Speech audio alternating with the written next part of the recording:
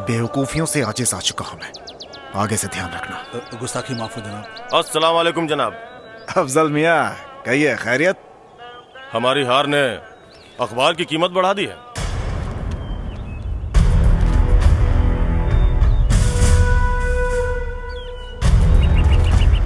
अफजल मियाँ। जी जनाब। दाऊद हसन साहब को इत्तला कर दीजिए कि हमारी हार की खबर हिंदुस्तान की सरहदों से गुजरते हुए पाकिस्तान तक पहुंच चुकी है।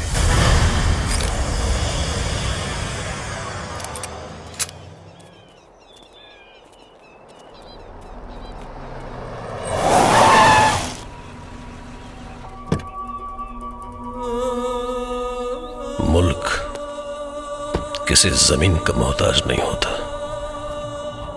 जमीनें हासिल की जाती है या जीती जाती है।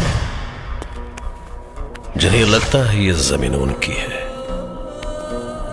उसे बताना चाहता है। जो मजहब को नहीं मानता वो काफिर, और काफिर की एक ही सजा होती है, वो है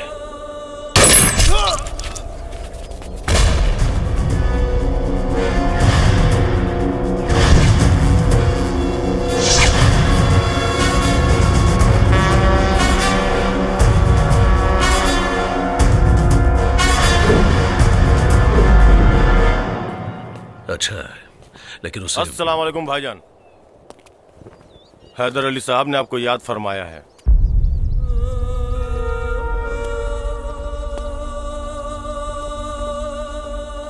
हैदर अली की किस्मत बहुत अच्छी कि वो शहनाज के अब्बू है, वरना उसकी जगह तो दाऊद हसन के जूते की नहीं छोड़ती।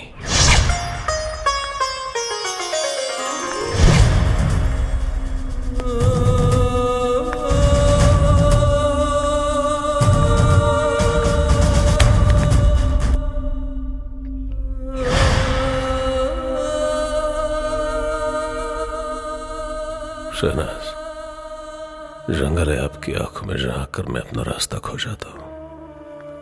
आप रेल से गुजरती है और मैं पुल सा थरथराता हूं। खुदा कसम आप नहीं होती तो मेरी दुनिया कब की उजड़ चुकी होती। जी शुक्रिया, हम अब्बू को आपके आने की इत्तला कर देते हैं। डोंट वरी, मैं मिल लेता हूं।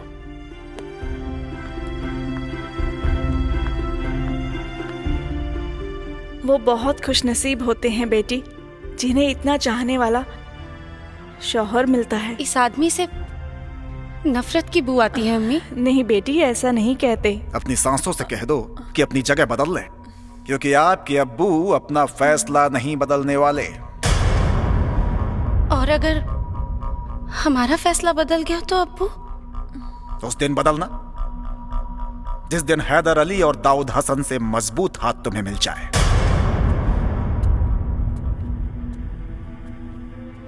आपके इस सौदे की बुनियाद पे आपकी बेटी कुर्बान अब्बू।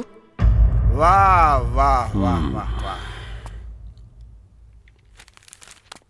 सही कहा है किसी ने कि दो शेर एक पिंजड़े में रह ही नहीं सकते।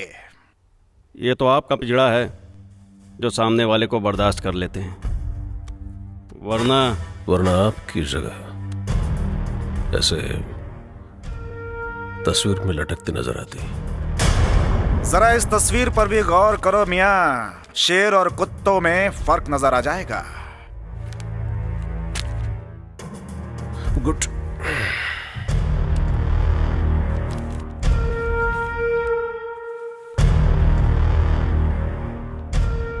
किससे सुनने वाले इतिहास लिखा करते हैं हैदर साहब।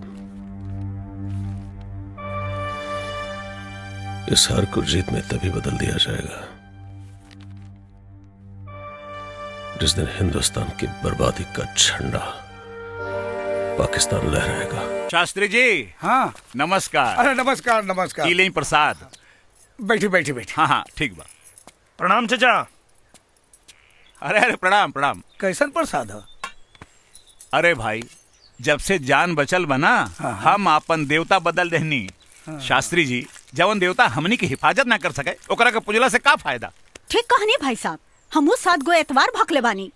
ए माई, अगर कबीर भैया के एक बार बेटा बना लेते तो इतवार सोमवार के झंझट खत्म।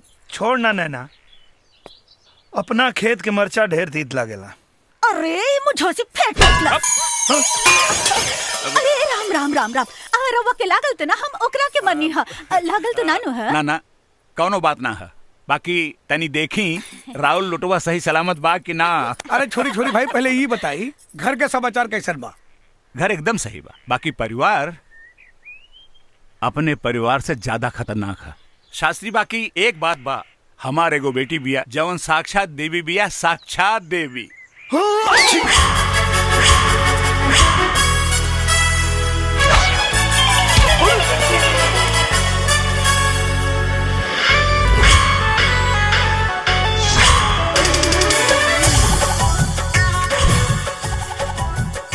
काय मरलू है? बॉडी के मजबूती देखत रहनी है। अरे तो तोरा बॉडी की मजबूती चेक करे खातिर के यह जगह मिलल हा? तो जगह बदल के देखी। अरे पहरावा पोशाक एकदम शालीनता के साथ।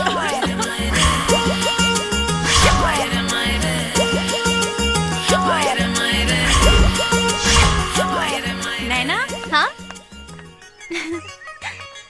कॉलेज में साड़ी? अरे इतने से बाबूजी के दिखावे खातिर। घर से निकले के समय साड़ी और घर पे जाए के समय साड़ी। और बाद में? हाँ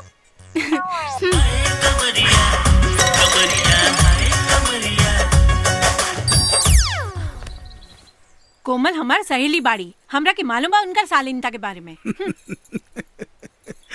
अरे बेटी, आई हो दादा। चाचा जब कह रहल बारन तो सही कह रहल होई हन। चल चल हम तोरा के दिखाओ तानी। चल। अरे हमरा के बेकूफ बुझता रे। चल देख।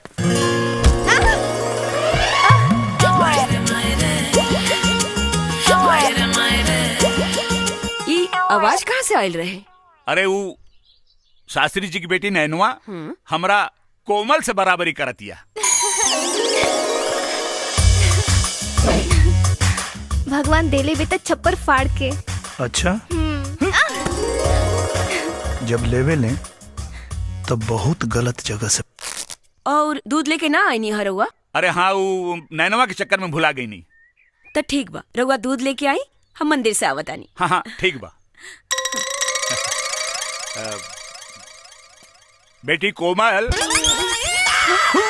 जी बाबूजी। अरे हम नैनवा के अंदर भेजनी है कि केहू और के? नैना के बाबूजी। अच्छा अच्छा ठीक बा। बाकी शास्त्री जी अपना बेटी के खिया पिया के एकदम लइका नियन बना दिले बाड़े। ढेर बहादुरी के काम करे तारा। सरकार इनाम दी ना, हमरा से ले ला। ढेर जबरी करबे ना तो अभी चिल्ला दे। चिल्ला हम कहा दे? हमारी इज्जत लूटे खातिर घुसल रहलो हो। सही नक्षत्र में तोर जन्म नहीं खेलागा।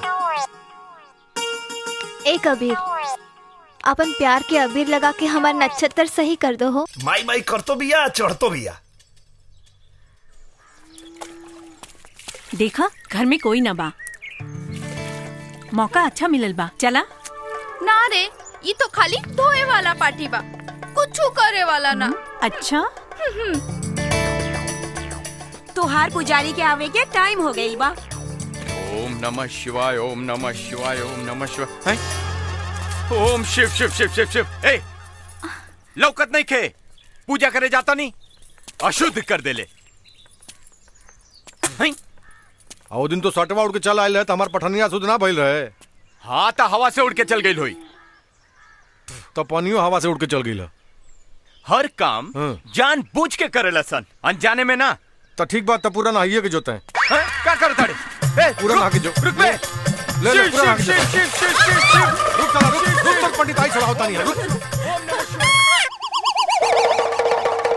लाइका से लाइकी, लाइकी से लाइका, बड़ से छोट और छोट से बड़ आदमी कैसे गायब करल जाला, आई सीखी। बंद कर, झूठ मूठ के खेल के लिबाड़े। फालतू, ऐसे बढ़िया तो हम दिखा दे रे। महाराज के बेटा हुआ ना, एक जादू दिखा दे। महतारी क्रिया खाता नहीं, मुझवा अपन कटा दे, नहीं तो काट दे। चल दिखाओ तनी। 1 मिनट खाली देखते हैं। जमूरा। का भाई लो आ गई ले बड़का जादू दिखावे। अरे ना चुप रह अभी। का भाई लो आज गई सोएब के मुंह। का हो जादूगर? जवन काम ही आंख बंद करके कर दी हैं, तू आंख खोल के कर देबा। जादूगर पानी ई तो हमारा बाएं हाथ के अरे खेल बा। सिंपल 1 मिनट में। अच्छा हाँ सोच ला। सोच ले ली। मूछ कटा जाई।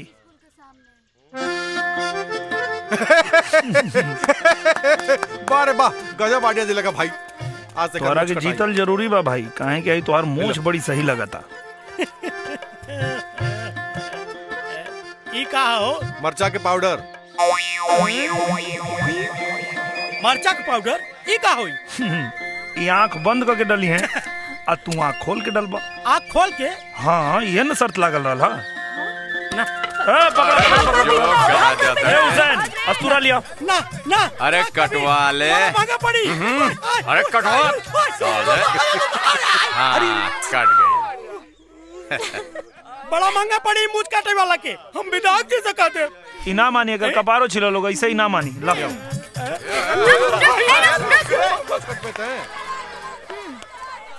जादूगर हा कहीं मशीन ना गायब कर देवे। पागल है का रे? कमाल है विधायक जी, हम इतना विधायक देखनी, बाकी रउआ जैसन विधायक कबो ना देखनी। कोनो खासियत लोकल हो विधायक जी में कि ना दरोगा? अरे ऊपर से नीचे तक खासियते खासियत। ऊपर देखिए, नीचे देखिए, बीच में मत देखिए। काहे? रह दी जाए दी। इतवार हो या सोमवार, विधायक जी के घर में हमेशा लागल रहेला दरबार। बड़ा भीड़ आयल बा भाई है।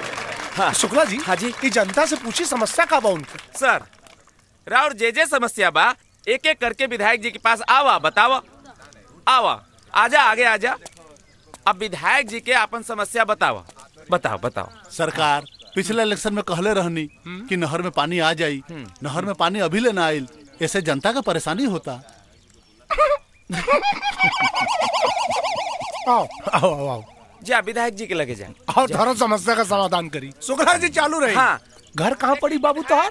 आराम से पी बाबू। पानी पी ले। कितना पानी चाहिए तुझे? पानी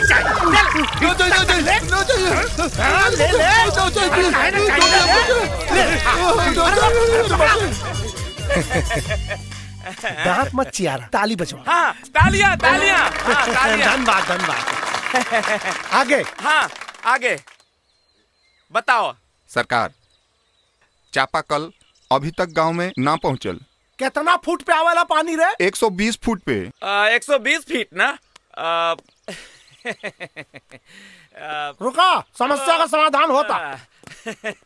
सर सारा समस्या भाग गई सर। एकर समस्या सच में गंभीर हो जाता। हाँ सर। हाँ बोला क्या समस्या बा? अरे कुकुरा चोर कटवा। ई विधायक जी के गाली देवा था। ई हम ना गरिया होता नहीं सरकार। ई ते ऊ गरिया होत रहल जवन हमार ई मुछवा कट ले। तो प्रॉब्लम जनून बात और बैठी सर। हाँ हाँ। और का कहलस? और कहलस कि विधायक जी गधा के औलाद हुए। ई मजाल। अरे मजाल छोड़ी सरकार। ऊ तो यहाँ तक कहलस कि विधायक जी के माई केहू के साथे भाग गई। और ओकर बाबूजी ओकरा से बियाह कर ले बारे, जेकरा हाथ से केहू पानी ना पियल। तो विधायक जी के बारे में सब कुछ जाने ला। चुप दोगला। नाम बोल, नाम बोल। सरकार ओकर नाम बा कबीर। कबीर आतंकवादी के का मार दहलस, अपने आप के मिस्टर इंडिया बुझाता।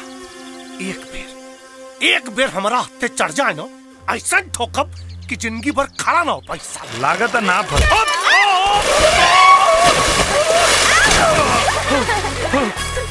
कार्य नरी ठोक दली।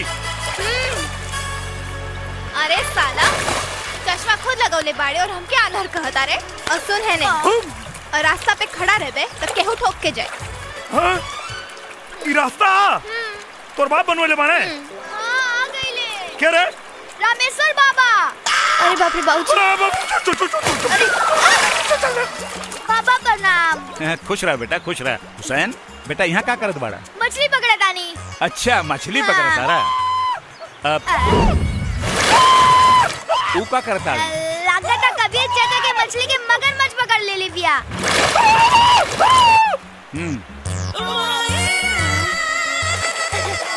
का भाई कबीर चाचा? अरे पता न केने चल गई रे। अरे वहाँ बाड़ी। अरे ए लड़की कम विपद ज्यादा है।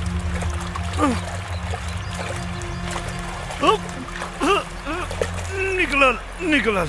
ए कोमल कोमल, अरे उठना रे। ए देखना लागत पानी पी ले भैया। तो निकालो। कहाँ निकला था? अरे पीठ पे दबाइले से पानी निकली। पेट पे दबाओ। पेट पे? हाँ दबाओ। सुना, मुंह में फूका तो हवा अंदर जाई तो पानी बाहर आई। फूका। क्या बात करता है? हाँ फूका। फूकला से पानी बाहर निकली? हाँ। फूका ना तो मर जाई। फूका। अच्छा उन्हें देख। अरे मुंह से मुंह लगा के फूका, दूर से थोड़े।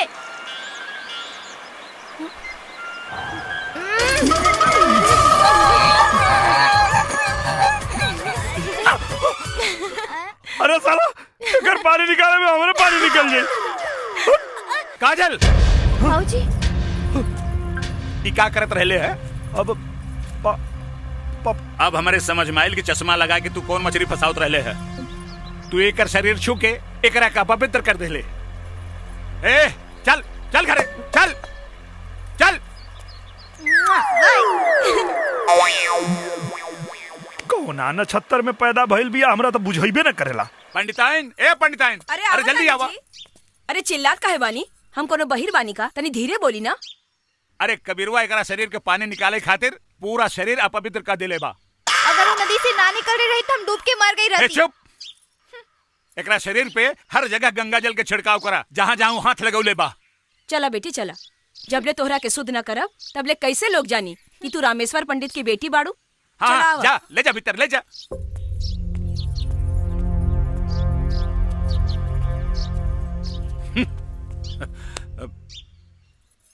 कोमल हमके तू ई बतावा कहाँ कहाँ हाथ लगावले बतो के?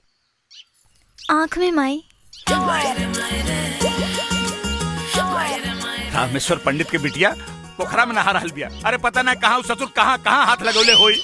हाथ पे माई।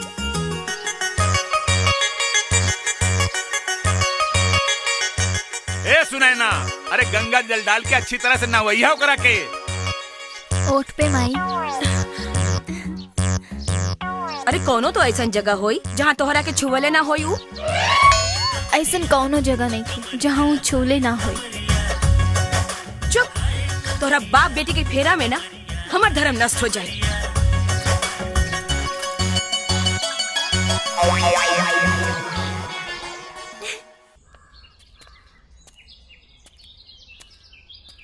ए मुखिया जी, इस सब मुंह लटका के बैठल बाड़न, कौनो शोक सभा चलता का? ना ना महाराज ना, आदमी लालीपप के बेटी हो ना, दोनों जनकवा झुमकी दोनों से परेशान बा। और कबीर से हमहू परेशान बानी। अरे ओकनी से पहले का एक इलाज होके के चाहिए। अरे पहले ओकनी के बारे में सोची, कबीर पर बाद में आए मुखिया जी। इ नौटंकी से इ गांव के जितना बच्चा जवान बा सब बिगड़ गइल बा। अरे तो ओकनी के पकड़ के लिया के इ पंचायत में 4 थप्पड़ रसीद करा, सारी नौटंकी समझ में आ जाई। हाँ पर लेके आई के कबीर तो हो गई। तब चला बचल खेला पंचायत में खेलिया। अच्छा ढेर बोलबे तो पान खा के थूक दे, सारा ड्रेस के डिजाइन बिगड़ जाए। हाँ? काले रही ना, ये हमारा बस के काम नहीं खे। बना दे रस ना इज्जत की गुटका। और कुछ दो स्टेज पर। ए, कह देनी कि नौटंकी बंद मतलब बंद। ओ, नौटंकी केकरो बाप से बंद ना होई। झुमकी के बहिन है जनक कुमारी महतो हमार नाम। अच्छा बुझला? पंचायत से बुला बाबा, चला। इज्जत से आज ही लोग, न तब बेइज्जत करके ले जाए के पड़ी। चलो। हमनी का होई जनक? अरे कुछ ना, इनके विधायक की टोपी ना हमार चोलिया में बसल बा। तू बस देखत जा, तनकी सा जोर लगाए कि सारा पंचायत उनका धोती में घुस जाए। नमस्ते विधायक जी। नमस्ते। नमस्ते नमस्ते। एगो समस्या बा। जमाना कितना खराब बा विधायक जी, सुंदर लड़की भी समस्या में फंस जाता रही। का समस्या बता? गुलाबो गुलाबो ना, झनक नाम बा सरकार। रवा बीच में ना बोली विधायक। बोले दा भाई हुआ का? अरे ना ना ना, दलाल हुए का? चुप दोगला। अरे लड़की है कौनो ना। वो का हो, हम और हमार बहन खुद के सिनेमा बना के दिखावत रहनी है, पर का करी, ये गाँव वाला चाहता रन कि बंद करती। ब्लू फिल्म दिखावत रहलू का? ब्लू सिनेमा ना, शुद्ध देसी नौटंकी सरकार। अरे दोगला, भाई दलाल की बोल के बीच में ना बोले। समझाओ नहीं सर। भाई साहब रहुआ चुप रही ना, विधायक जी के रोमांटिक मीटिंग चल रहा बा, कह रही हूँ सर। काम हो जाए, लेकिन बदला में हमारा के सनीमा दिखावे के पड़ी। हाँ मुफ्त में। तकान यहाँ लिया हुआ, समस्या का निदान बताओ तानी। हाँ ना समझ लू का? ना। हट पागली। ई का? अच्छा। अरे ई का करे तारा? ना समझ में आई का? मैं बुरबा का बिया का रे।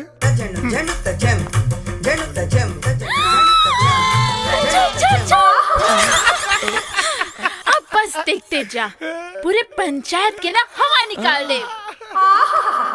सनीमा दिखाओ ना। काम भइला के बाद। अच्छा ठीक बा। ए भाई साहब यहाँ आवा। आवा आवा जा। भाई साहब तबले हमरा लगे रही है, काम भइला के बाद इनके लौटा दे। दरोगा जी। सर लड़की के साथे जा, जौनो समस्या होके ओकर समाधान करिया। यस सर।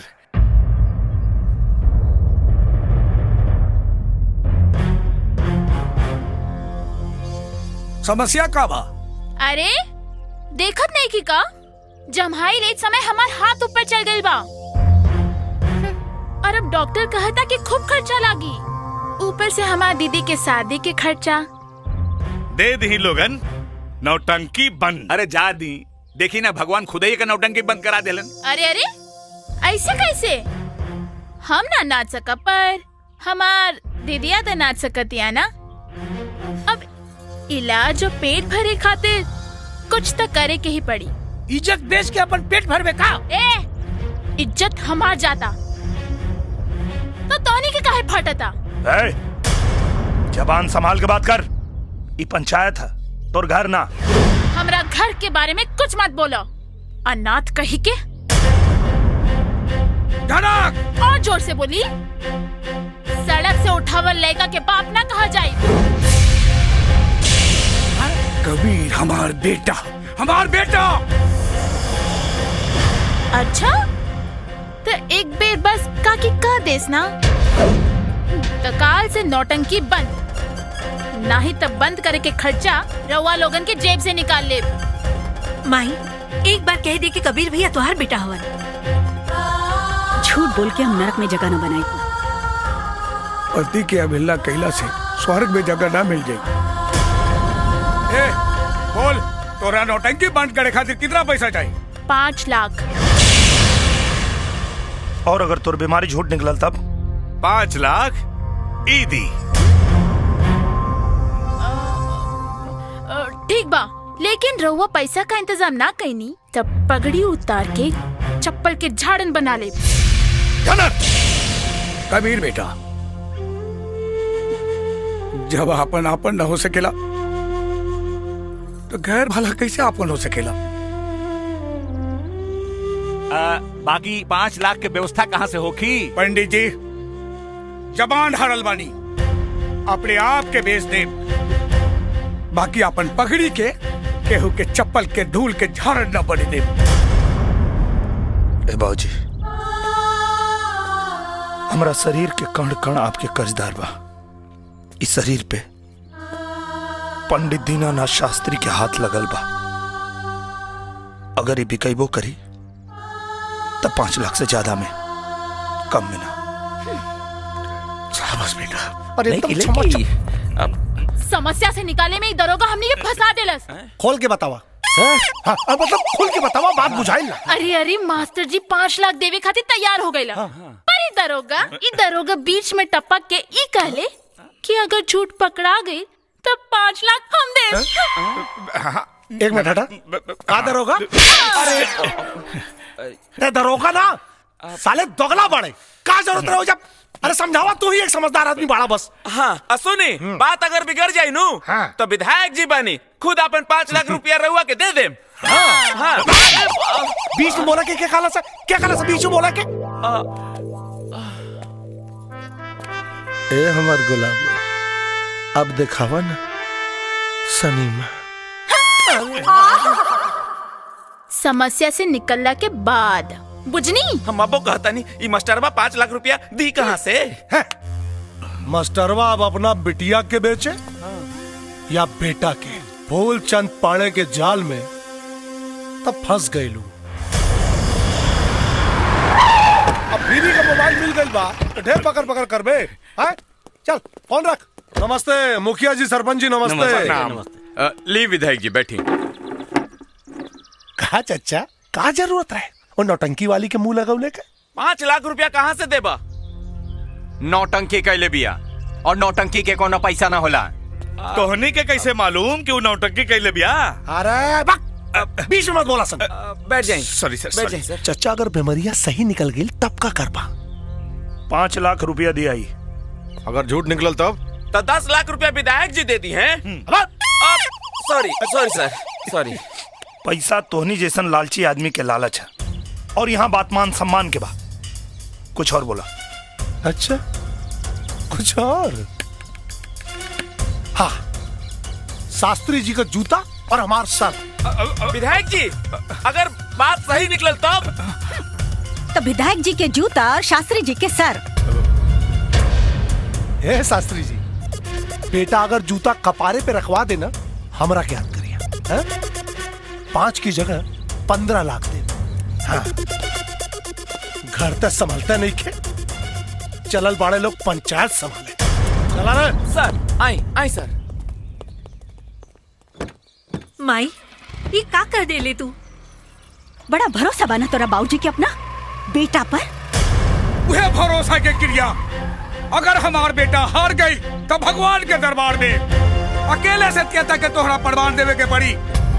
अगर हमरा सुहाग के पकड़ी गिरल ना तो जहर खा के जान दे दे। हट माई। काकी अरे मर्दे, उदासी ना ठीक लागेला तोरा चेहरा पर। कबो कबो कोनो बात दिल में भाला के तरह चुभ जाला यार। ओकरा खातिर एगो रास्ता बा हमरे पास। पंडियो जी के सहमति बा और ऊपर सोचबा तो एकदम सही रास्ता निकल आई। कौन रास्ता? कोमल से ब्याह कर लो। कर तो ले यार, लेकिन हमरा जीवन में औरत के प्यार नहीं के वो जन्मा के दरगाह पे फेंक दिया, कि वो अपना के प्यार न दिया। कोमल से जान से बढ़ के प्यार करी ले, कहीं वो ठुकरा दे तो जीते जी मर जाए यार। कबीर, अगर फिर आगे कबो ऐसे कहला तो एक थप्पड़ मारे बिना बियाह के पति कहे लगभग।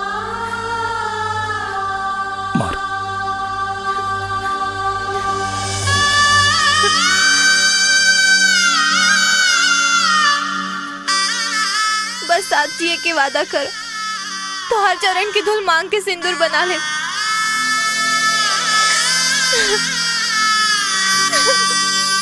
कबीर चाचा, वो झनक के हाथ सही बा। तोरा किसे बता रे? बाजार में स्वेप सब्जी खरीदे देख ले। हाँ कसम से हमके देखला तो हाथवा ऊपर कर लेलस। हाँ जैसे वो मदारी के ले रहे। फिर बोलबे ना तो मारा मुहा बोमा पुल हो जाई। मजाक सही नहीं खे, बात सही भी हो सकता। एक काम कर लो, पूरा गांव के झनकवा के द्वारे जुटावा और हाँ, विधायक जी के जरूर बुलैया। पर करबा का? वो तक कैला के बाद पता चली।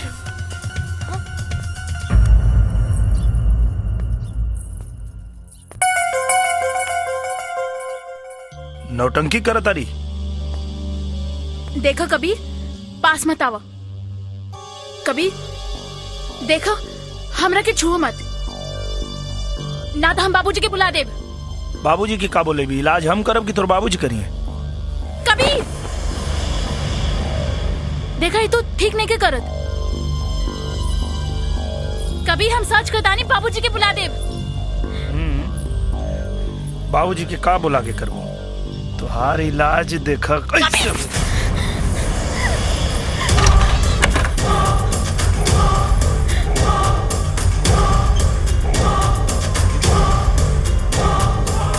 चल बताओ, हकीकत का बा? ना तो गांव और पंचायत के फैसला बहुत भारी पड़ी। फिर ना तो नाचे लायक रहबे और ना नचवाबे लायक। Side please, side please. आई सर, करने गई। आई। अब चुप काहे बाड़े? बोल। ज्यादा नौटंकी मत करे, नौटंकी वाली। हम ई नाटक विधायक जी के सिखवला पे कैले रही। अरे झूठ बोला दिया। बस उठाइबा के उठावे के पड़ी। अब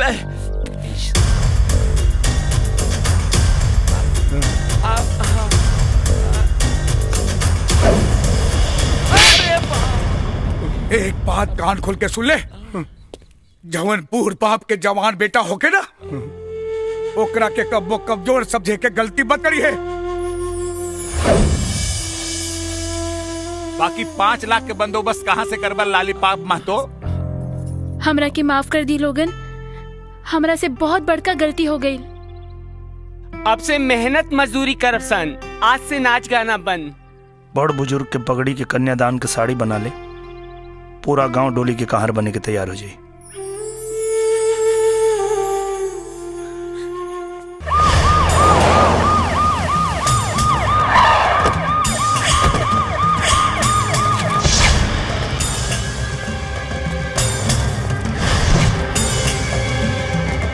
जीजा,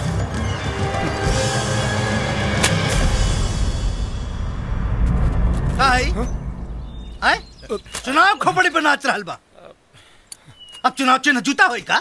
हम वैसे रहनी मंत्री जी। पलटे के चक्कर में विधायक जी पलटा गई नहीं है। हाँ है जी। है यस सर। अरे साले हुआ खड़ा होके का बाबा जी का घंटा गाड़त रहला। ई का रे? अरे साला, हमके अगर टेंशन में ब्लड प्रेशर हाई हो गइल हो, बवासीर हो। तू साले हमरा के ना मंत्री जी, कम से कम वर्दी के तरह वाली लिहाज करी। ई लोग के चक्कर में ई दरोगा दोगला बन गया है। ठीक है, कहता रहा। आज हमारा समझ में आयल है कि कहावत कितना सही बा। जोरू का भाई एक तरफ और सारी खुदाई एक तरफ। सही कहा तानी जी। आइए, आप यही की कमी थी, सुपारी दे रहे। दीदिया चुप रहा। इतना सुघर साथ केहू भाग्यशाली के ही मिलेला। उठी, ओने जाके बैठी। अच्छा। ई हमार बबुआ खातिर कुर्सी बा, रउआ खातिर तो प्लास्टिक के कुर्सी बा, ताकि बवासीर में तनी कम दर्द होखी। जी देखता रे, राज्य चलाए वाला घर चलावे में कितना असमर्थ बा। अब बुझाई जीजा हमरा के थप्पड़ काहे ना मारना। इनका के चप्पल खाई पड़ी। ढेर ना, यहाँ के हमारे जीजा जी। तुम लोग साले सुधर जाओ। कितनी तकलीफ दोगे तुम लोग, मैं क्या करूं भाई। हेलो, दिमाग का फालूदा निकल आए। पाकिस्तान से हैदर अली। हेलो जी। हाँ जी जी। हाँ हैदर अली साहब, वालेकुम प्रणाम। वालेकुम सलाम चौबे जी, कहिए सब खैरियत? जी जनाब, हिंदुस्तान प्रगति कर रहा है। चुनाव नजदीक है। अब अगर जनता की सहानुभूति मिल जाती तो चुनाव तो हम ऐसे ही जीत जाते। सहानुभूति ठीक है, चलिए कर ही देते हैं हंगामा। दिन और तारीख आपका और काम हमारा। अरे जनाब शुक्रिया। तो लीजिए लगे हाथ, दाऊद हसन साहब से बात कर लीजिए। हाँ दीजिए दीजिए। वालेकुम प्रणाम हुजूर। 14 अगस्त का जवाब होगा, 20 दिसंबर। हाँ खुदा हाफिज।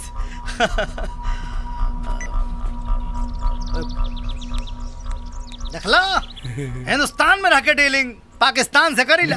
अरे ता जीजा के कर बाड़ा जुत्ता खाए वाले के दीदिया कहाँ पड़ा बता रही। एक बात बताओ, तोरा सर पे जूता के रखले रहे? मास्टर दीनानाथ शास्त्री का बेटा कबीर शास्त्री। कबीर शास्त्री तो बेटा कबीर अब की दंगा में पेला जेबा तू।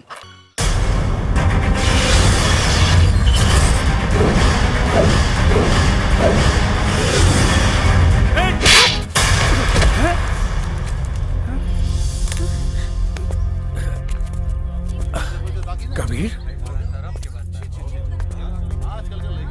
कहा बात बात तिवारी जी? ए शास्त्री जी, अपने सड़क सुठावल माटी आज हमारा बेटी के मांग के सिंदूर बने का सपना देख रहा बा। स्वीकार कर ला, काहे कि कबीर से बड़ा सपना देखे के औकात तोहरा में नहीं खे। ता ठीक बा, बस एक जात बता दा ता तोहार औकात हमारा औकात के बराबर हो जाई। बस हम अपना बेहरारू के कारण बेबस बानी, वरना दीनानाथ शास्त्री का औकात रामेश्वर तिवारी से कहीं ऊपर बा। ए शास्त्री जी, जे मारा जिंदगी भर अपना पत्नी के सामने बेबस रहे, ओकर पोसल लइका हमारा बेटी के हाथ ना पकड़ सकेला। अरे लइका के मजबूती के पता ओकरी माँ के कोख और बाप के मूछ के नोक से होला। हाँ तो नजर उठा के देख ली ओकरा महतारी के कोख और ओकरा बाप के मूछ के नोक के।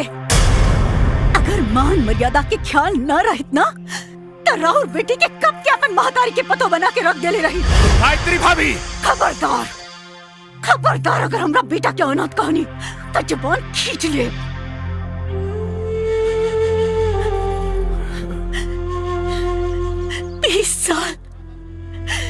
बीस साल लग गए हमरा के अपन बेटा पहचाने में।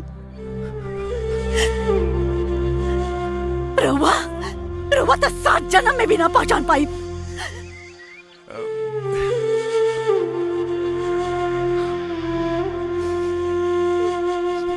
माई बेटा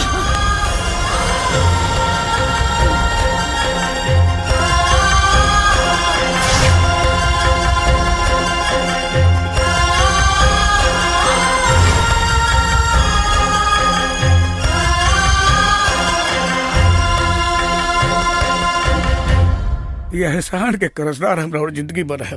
कहे कि एक बेटा से ओकरा माई के मिलवा देली, जाके अपन बेटी के जीवन संभाले। एगो बाप के वादा बा, हमार बेटा रउआ रास्ता में कबो ना आए।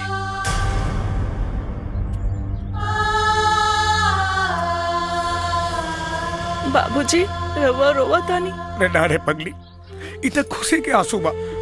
ब्याहे के 25 साल बाद पंडित दीनानाथ शास्त्री के परिवार पंडित रामेश्वर तिवारी के वजह से आज पूरा भइल।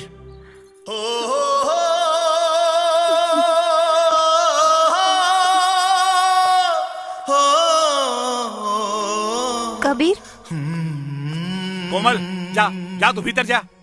अरे भीतर जा भैया, अब हमने के चलत। हाँ ठीक है। प्रणाम। प्रणाम चाचा। पंडित जी के फैसला बदल गई का? हाँ, बदलल फैसला ही बतावे खातिर आइल बनी। तब फिर एगो हमार बात सुन ला, हम कोमल के बियाह तय कर देले बानी। एगो पिता से बढ़ के बेटी के क्यों प्यार करिए नहीं कह सकत। हम अनाथ प्यार के मतलब का समझे। अपने के बेटी हमरा के प्यार के मतलब समझा दे। अब देवता मंदिर में रहे या घर में, का फर्क पड़ा था। वो हमरा के हमरा माई से मिलवा देली। अगर हम उनका के अब उनके पिता से ना मिलवा पाई तो बहुत बड़ गलती हो जाए। कहीं तोहार यकीन तोहरा प्यार के झूठ ना बदल दे। प्यार के दूसर नाम विश्वास होला चाचा, और हमनी के प्यार के बुनियाद तन पे ना मन पे टिकल बा। कसम कोमल और कबीर के प्यार की। अगर हमनी के जज्बात अपने के फैसला के बीच में आयल तो हमनी के प्यार प्यार ना पाप होके। कबीर,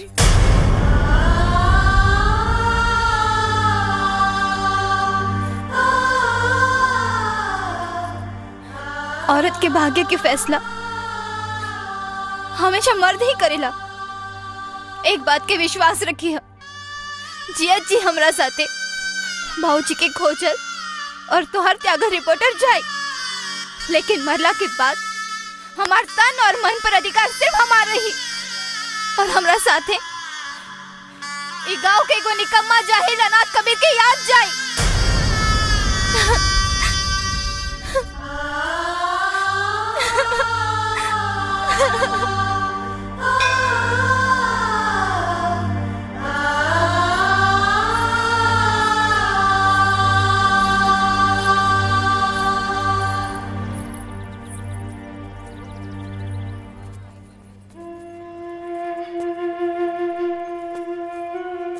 एगो एहसान करी हो, सिंदूरदान के समय हमरा सामने मत रही हो, ना तो जिए तो जी मर जाए। नया जीवन के शुरुआत करे जा रहा बड़ो, तो के हमार उम्र लग जाए। मरे से पहले तो तोहरा दुल्हन के जरूर देखब, हमरा से सुंदर बाड़ी की कम, काहे कि ई दुल्हन के जोड़ा तोहरा सम्मान खातिर पहनले बानी।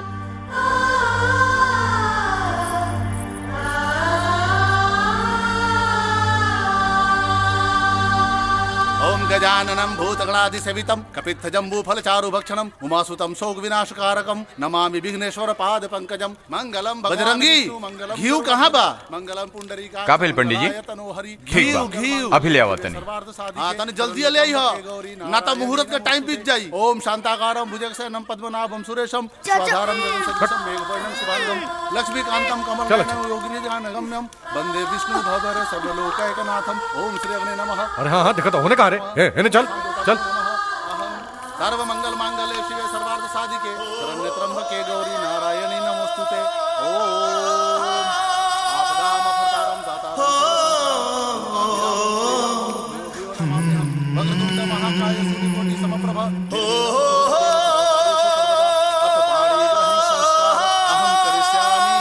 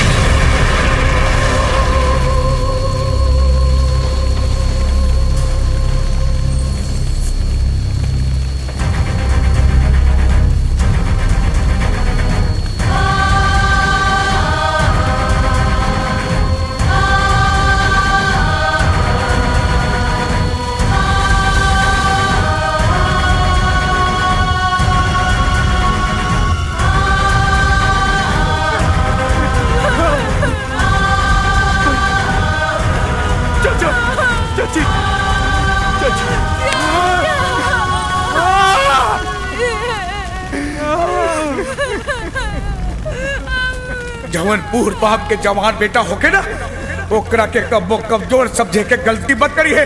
कबीर हमार बेटा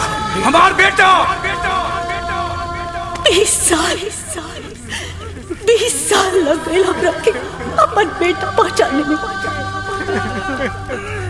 लेना लेना चाचा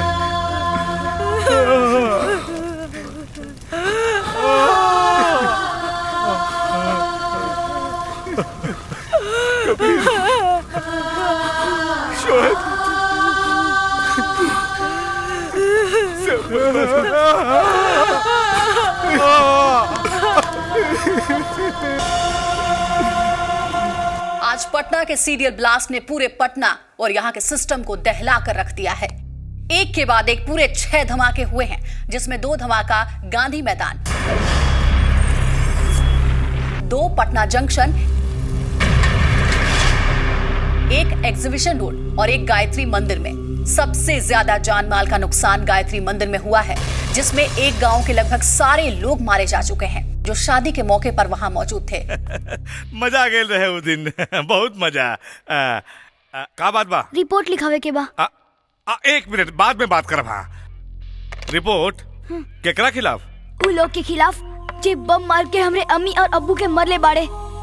अरे बेटा वो लोग पाकिस्तानी आतंकवादी बा, वो लोग के सरकार पकड़ी, हमनी के वो लोग के पकड़े के अधिकार नहीं खे।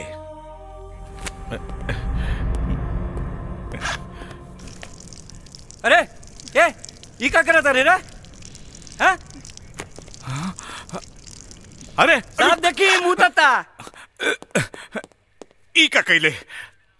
हमार अब्बू कहत रहे जे थाना में थानेदार रह के थानेदारी ना करे उ थाना ना पेशाब खाना होला। साले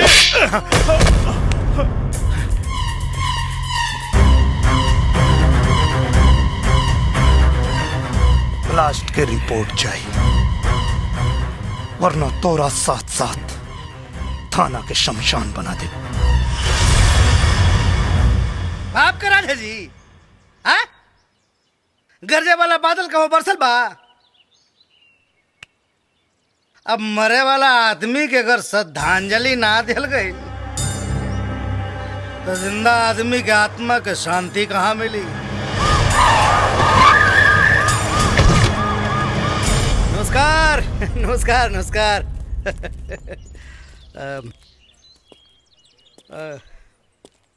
नाराजगी जाहिर बा, हम बूझ रहल बानी, बाकी मुआवजा के रकम बहुत जल्द पहुंचावे के हम कोशिश कर रहल बानी। मुआवजा के रकम पहुंचला से मरे वाला वापस आ जाई ना? ये तो हम अच्छी तरह से जानता नहीं। क्या नाम है तुम्हारा? कबीर। तो थाना के फूंक के और दरोगा के मार के मरल आदमी को तू जिंदा कर ले? जिंदा ना हो जाई, लेकिन गुनहगार के सजा दिया तो आत्मा के शांति भेटाई। अरे तो आत्मा के शांति लगा करी अपन जान दी साले गवार। मंत्री जी चुप! एक शब्द ना तो दफा लगा के तना ठोकवाई कि बुढ़ापा जियान हो जाई। कानून बड़ा होला, आदमी ना। अगर मरे वाला के एहसास ना रहित ना तो इतना ठोकवाती तोहनी के कि देख नक्शा बिगड़ जाए। पुलिस वाले बात रहे बताए, हाथ काट दे। 4 को वोट का दे देना लोगन, मंत्री मिनिस्टर सांसद विधायक सब तोहनी के जूता के धोला। सकल से बेवकूफ लागता रे, ना तो दहिया के चमनिया नोच लेती। एक बार पता चल जाए बॉम्ब ब्लास्ट में केकर हाथ बा, चमड़िया नोचब ना जब आ जाए। पाकिस्तान ब्लास्ट करे वाला पाकिस्तान का आतंकवादी है। सुन के खून पानी तो ना हो गई? अरे महाराज, पहले ही तो पता कैला कि अनाथ के देह में खून बाग की खाली पनिया से काम चलाता। खून पानी के पता वो दिन चली जब ब्लास्ट करे वाला के लिया के एजा और अगर ना मर लेना तो फिर अनाथ के साथ साथ नाजायज भी कराई बे। हाँ, ना तो फिर शहीदे में नाम लिखाई और ना तो फिर नाम दर्ज होई। चला। मंत्री जी, जीवन और मृत्यु ऊपर वाला के हाथ में होला, लेकिन बम ब्लास्ट कोनो आदमी करे लेवा। ब्लास्ट में मरे वाला एक एक आदमी की कसम खा के कहा था नहीं, ब्लास्ट करे वाला के यही धरती पे लिया के मारे। काहे कि बम के धमाका ही ना चिन्हेला कि मारे वाला हिंदू है कि मुसलमान, और यह बतावे खातिर आ रहल बानी पटना से पाकिस्तान।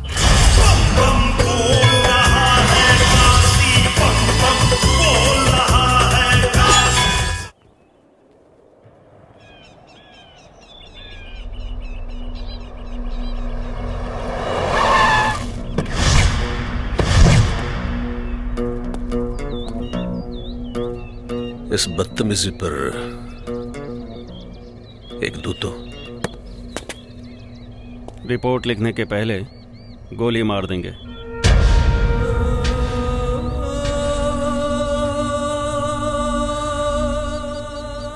कमबख्त हंसी भी उस वक्त आती है जब हमें किसी पर गुस्सा आता है। गुस्से को दबा के रखिए, गर्मियों का मौसम है, फट जाएगा। वैसे हम तो यहाँ इस बात की इतला करने आए हैं कि आपके नाम की हवा पूरी कराची में है। एक जरा सा तिनका भी बड़ा जख्म दे सकता है। दवा की जरूरत नहीं पड़ेगी, और अगर पड़े भी तो आपके बदन से निकाल लेंगे।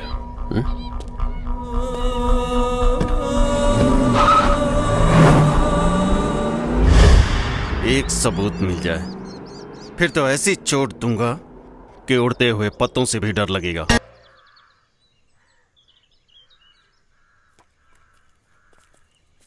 कबीर चाचा, हम चलब तोरा संगे पाकिस्तान।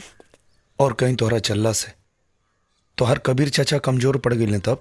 कमजोर ना पड़ी देव चाचा, काहे कि अगर बचपन में माँ बाप की साया सर से उठ जाए तो लड़का बचपने में जवान हो जाला।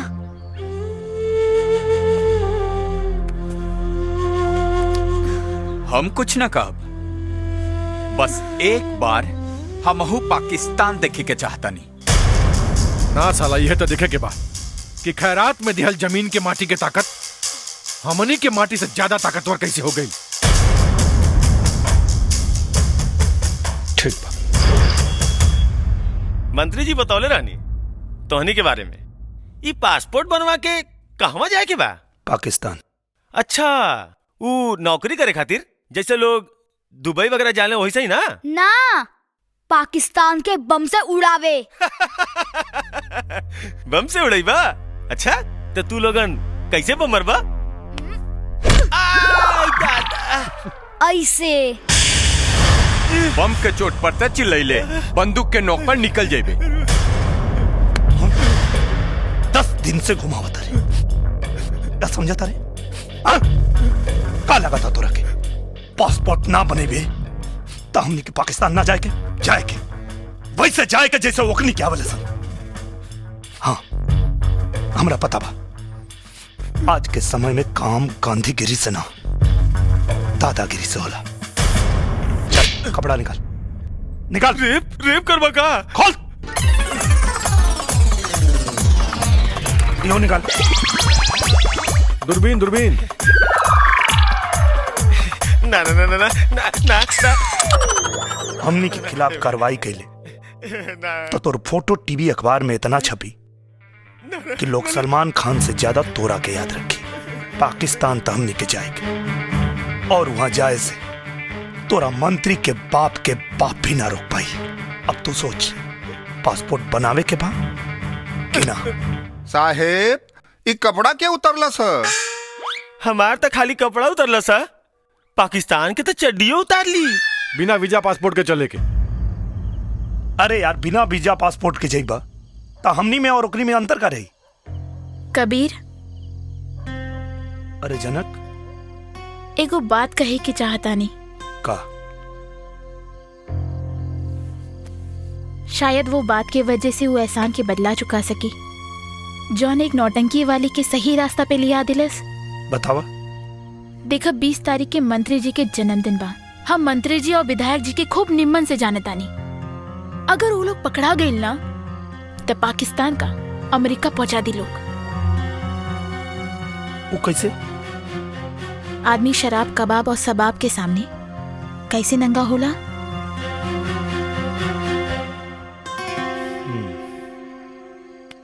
ठीक बा, पहले ही जोखिम हम और शोएब उठावे के।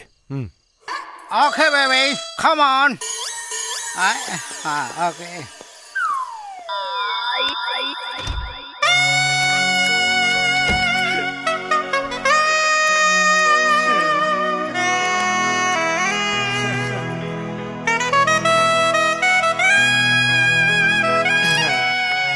काहे के बोलौनी हो?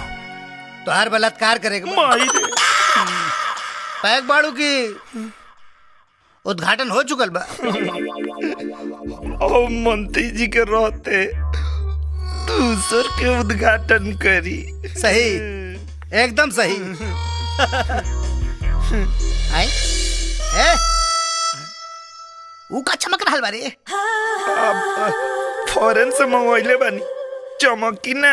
अच्छा, तब तो भीतरा फॉरेन साबुन लागल है। सुन के देख ली, कोना कंट्री के साबुन लगैले बानी। गंधावता माकत रे, गंधावता ए करे जा तैया माग लागल रे। बर्दाश्त क्यों करे जा, मैं समझ करे जा। जल्दी करा। हट मुझे सा। क्यों जान जाई त का कही? जानी का खाक। मंत्री बाद में आई, लौंडा बाज पहले।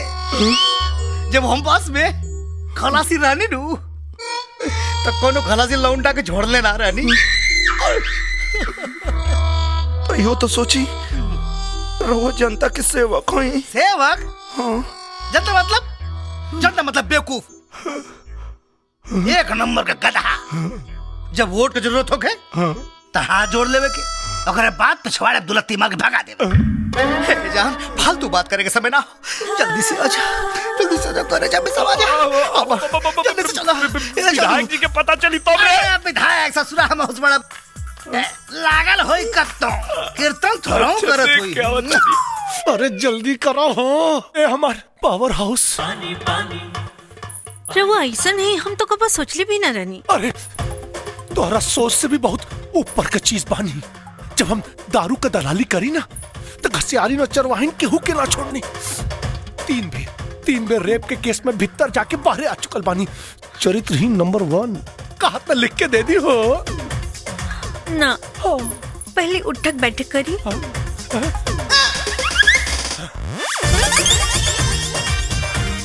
बास की औरी थोड़ा और। अच्छा, पहले ही से दहिया गरमाल रहल है। उठा बैठक करके और गरमा गई नहीं एक बेर। अरे इतना काम जनता खातिर कैले होती तो आज विधायक से मंत्री ना बन जाती। मंत्री बनले में वो मजा नहीं खे जवन तोरा के पकड़ने में बा। जनता की रउआ के बारे में मालूम पड़ी तो का सोची? सोचेगी जनता अगर इतना होशियार रही तो हमारे जैसन के विधायक नानू बनाई लोग। बातचीत छोड़ा, अब बर्दाश्त नहीं क्यों, जल्दी से आजा। आजा ना।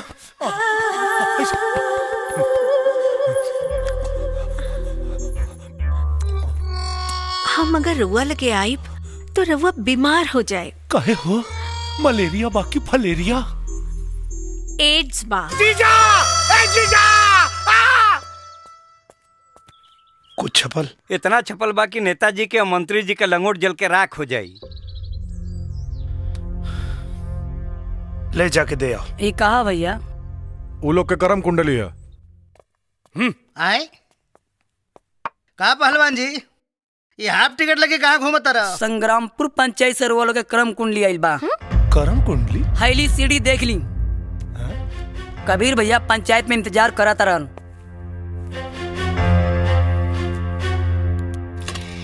लगा जल्दी से। देखी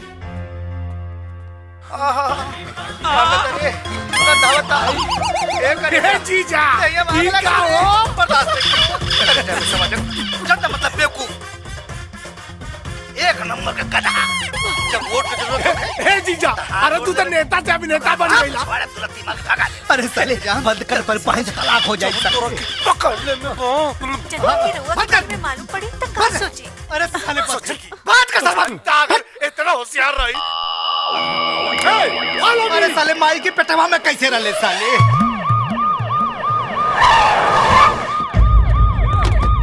साइड साइड हाँ आई आई सर हाँ साइड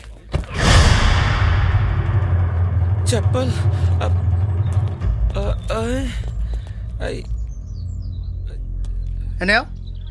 ये सब कहा रे जीजा जी पब्लिक का मिजाज ठीक नहीं खिलाकर चुपचाप निकल चले जूता चप्पल से डरा गए जिंदगी भर विधायक रहा सारे को मंत्री ना बन पाई जियो शेर जीजा जी हम रहुआ के प्रधानमंत्री बनल देखल चाहता नहीं अरे वो आगे बढ़ी हाँ जाए चुपचाप आगे बढ़ो जाके बात करा से का भाई कबीर कहा नौटंकी होता है सब है यही जगह बतीबा के अंदर चल के बताई भीतर है ठीक रही चला आवा अब भीतर कहाँ लेके जाता है हाँ विधायक के सामने बैठल बाड़े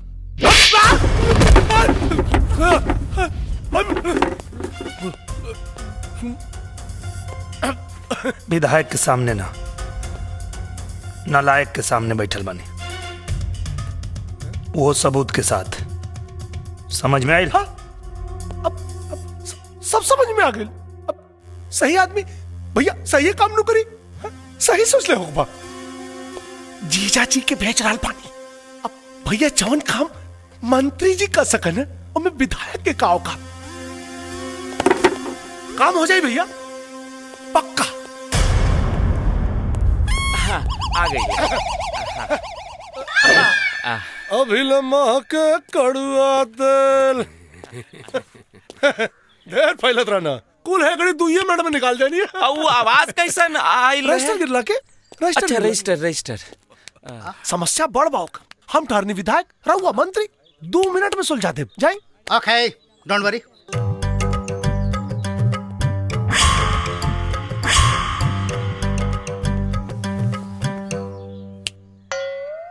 मंत्री के सामने बैठा है डर नहीं लग रहा है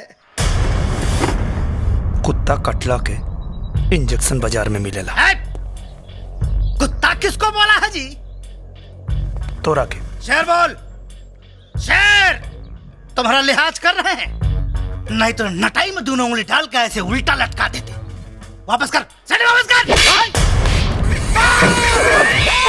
का भाई सर हाँ का भाई लागत फिर रजिस्टर गिरल कतना रजिस्टर बा अंदर हो बॉम्ब ब्लास्ट में केकर हाथ रहे बम ब्लास्ट हमरा का पता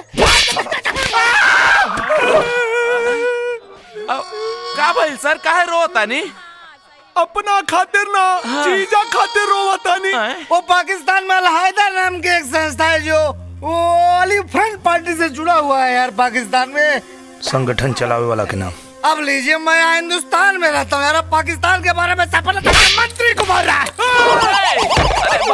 अरे उठी सर अरे का भाई सर अरे लगा था आज हमारी बहन विधवा हो जाए रहता था मैं पाकिस्तान के दौरे पर गया था तो वहाँ कुछ लोगों से मेरी छोटी मोटी फ्रेंडशिप हो गई थी और तब से लेके आज तक वो फ्रेंडशिप चल रही है ना इतना लोग के ये क्या है वीजा पासपोर्ट आवे जाए और वहाँ रहे खातिर व्यवस्था आए है ये पहलवानमा को ले जाके क्या करोगे भाई वहाँ पे तोहरा साथे गइल रहे ना पाकिस्तान हाँ पहलवान लागत तोरा के केहू आपन याद करा था हाँ वार्तालाप करने का ऐसा तरीका पहली बार देखा है भाई साहब नमस्कार ऐसन गद्दारन के हाथ में देश बा शुक्ला जी। जी सर। आप वीजा और पासपोर्ट रेडी करवाइए। यस सर। और इन्हन सारन के ना पाकिस्तान बाई रोड भेजे के हो। यस सर। हाँ और हाँ, हैदर अली को फोन लगाओ। यस सर। है और पहलवानों को वीजा पासपोर्ट बनवाता था। हमार का हिला बाद में बताएंगे। हाँ हेलो हेलो मंत्री जी बात। हाँ हाँ हाँ जी। सलाम जनाब। अरे वालेकुम प्रणाम। और बताइए सब खैरियत? हाँ मजे में मजे में। इन धमाकों से कुछ चुनावी फायदे नजर आए? अरे जीजा क्यों जी का नहीं? चेहरा देख ली खुदा पता चल जाई। चुप। हाँ जी जी, आप क्यों? फायदे की बात, हमारा फायदा तो हो ही रहा है। हम तो आपके फायदे के बारे में सोच रहे हैं। क्यों मजाक कर रहे हैं जनाब? पहला मिशन जिसने फेल किया है उसे हम आपके हवाले करने की सोच रहे हैं। जी तो चाहता है क्या कि जुबान चूम लूं। हम गुड़ से भरा हुआ ट्रक आपके यहाँ भेजेंगे। इधर का कागज हम तैयार कर लेंगे, उधर का आप कर लीजिएगा। लेकिन ले जाने वाला लौट कर वापस नहीं आना चाहिए जनाब। भेजिए। खुदा हाफिज। खुदा हाफिज। दाऊद हसन साहब। अस्सलाम वालेकुम। अदर साहब सब खैरियत में? सब खैरियत जनाब। लाजवाब खबर लाया हूँ। शहनाज की सगाई की तारीख बताने आए हैं। उससे भी उम्दा 14 जुलाई को जिस शख्स ने आपको शिकस्त दी थी उस नामुराद को आपके हवाले करने आया हूं।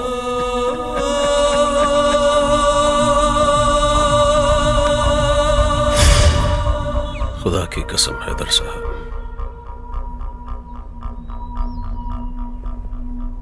उसकी मौत देखने लायक होगी। शुक्ला सर। सारे कागजात, पासपोर्ट, वीजा और पाकिस्तानी करेंसीज कबीर को हैंडओवर करो। सर हैला ई बा वीजा के कागजात, हई रहल पासपोर्ट, हई रहल कैश। आएगा जरूर, लेकिन वापस नहीं जाएगा। पाकिस्तान के दामन को जो दाग लगा है कि पाकिस्तान आतंकवादियों को हिंदुस्तान भेजता है, वो दाग हमेशा के लिए मिटाऊंगा। बल्कि दुनिया को बताऊंगा कि हिंदुस्तान अपने आतंकवादियों को पाकिस्तान भेजता है। का ही सब हो?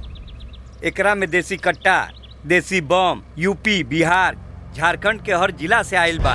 और जाके पाकिस्तान के तू लोग दिखा दो। ये हथियार पाकिस्तान के अमेरिका से खरीदे के पड़ी कि ये हमरा हर गांव गांव में बनेला। हिंदुस्तान के तो बातें छोड़ा, खाली यूपी बिहार चढ़ गई लू था दुनिया के नक्शा में पाकिस्तान हमेशा ला खत्म। सब हथियार पे गुड़ चढ़ा हुआ। देखा था नहीं कौन साला पकड़ा था।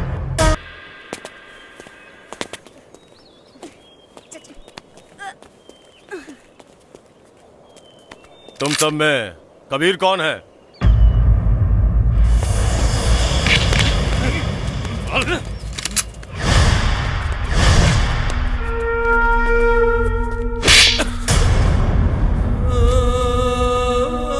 ये कबीर नहीं है, ये कबीर है। ये कबीर है।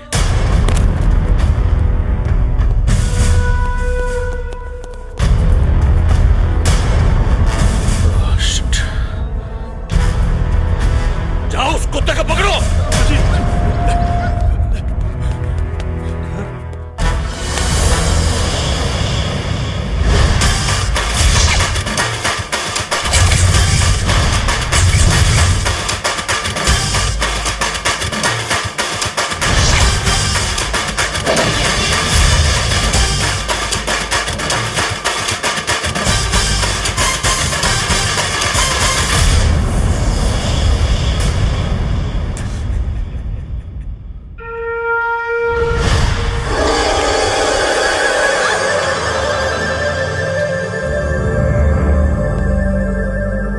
जान के सौदागर। अगर मर्द का बच्चा है तो माशुका की हिफाजत करके दिखा।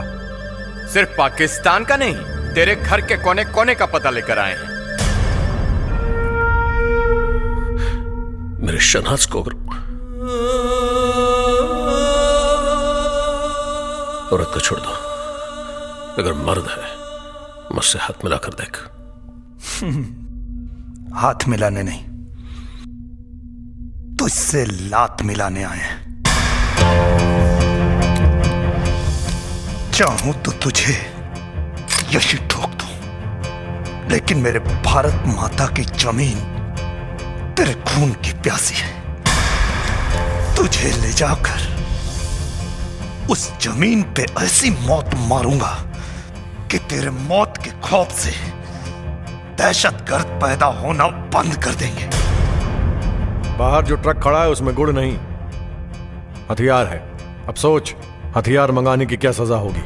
हम हिंदुस्तानी पैजामा सिलने से पहले मूतने की जगह बनाते हैं। और अब तुझे मुताएंगे। चल बेटा,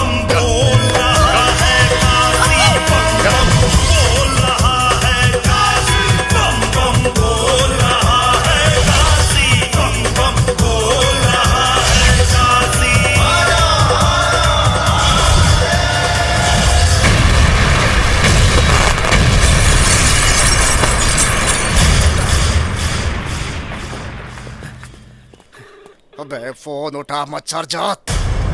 चले। हमारी शहनाज को कुछ नहीं होना चाहिए। अरे बेगम साहिबा, आप बेफिक्र रहिए, शहनाज को कुछ नहीं होगा। हम उसके अब्बू है ना, कुछ नहीं होगा उसे। हम आपकी सियासत पर अपनी बेटी की कुर्बानी नहीं देंगे। सर, पाकिस्तान से phone sir. Hello, I am Choubey from Hindustan. अबे चौबे फ्रॉम हिंदुस्तान, तुमने ट्रक पे हथियार भेज दिया? अरे हम तो यहाँ से गुड़ ही भेजे थे। अब पाकिस्तान की धरती में वो गुड़ अगर हथियार बन गया तो मैं क्या कर सकता हूँ? तुम्हें तो दौड़ा दौड़ा के मारूंगा। पिछवाड़े में बम नहीं बांध दिया तो नाम बदल देना। धमकी नहीं। धमकी? हेलो, हमारे यहाँ 10 मरता है तो एक मुखिया पैदा होता है। हमारे यहाँ 100 मुखिया मरता है तो एक विधायक पैदा होता है। और अब आप खुद सोचिए कि कितने मादर डॉट डॉट मरे होंगे तब मैं एक मंत्री पैदा हुआ हूँ। सबको दौड़ा दौड़ा के ये लुधियाना से लेकर लाहौर तक नहीं भगाया ना, तो मेरा नाम भी हैदर अली नहीं। इस रूट की सभी लाइनें व्यस्त हैं। कृपया जब तक मामला सॉल्व ना हो जाए तब तक फोन ना करें। टीटी पू पापू टिन टिन टिटों। का भाई ले जीजा, कौनो प्रॉब्लम बा का? हाँ, पाकिस्तान के पिछवाड़ा फाट गई हो, तू सीए जाइबा।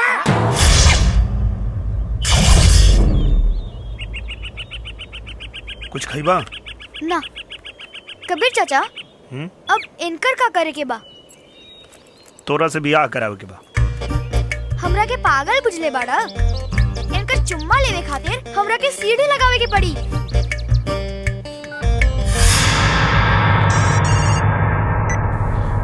शहनाज, और दहेज में का मिली? शहनाज तुम्हारी आवाज की खंडहर। ये कोई मामूली खंडहर नहीं, यहाँ का बहुत ही मशहूर वज्रस्तान का खंडहर है।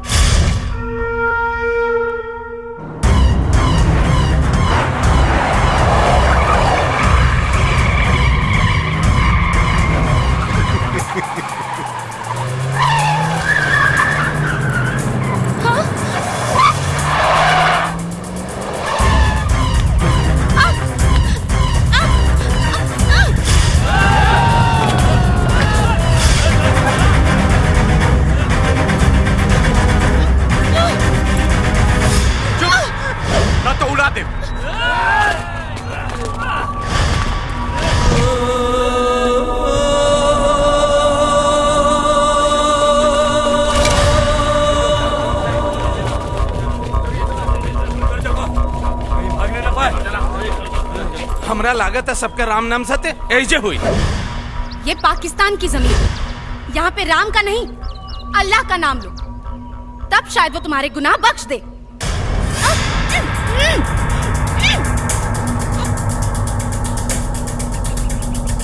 शोएब, बिना बॉल के सिक्सर मारे की पड़ी। इंशाल्लाह।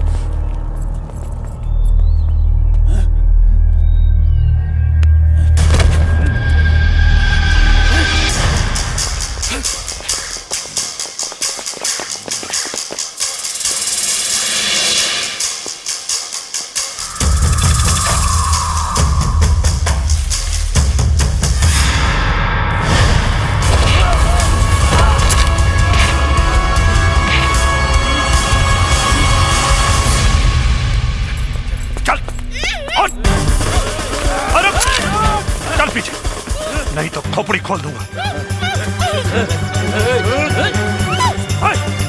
चल पीछे चल।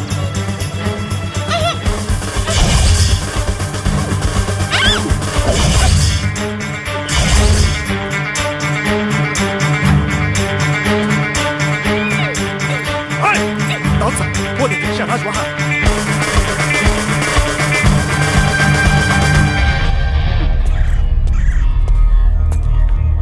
बचा लीजिए उसे।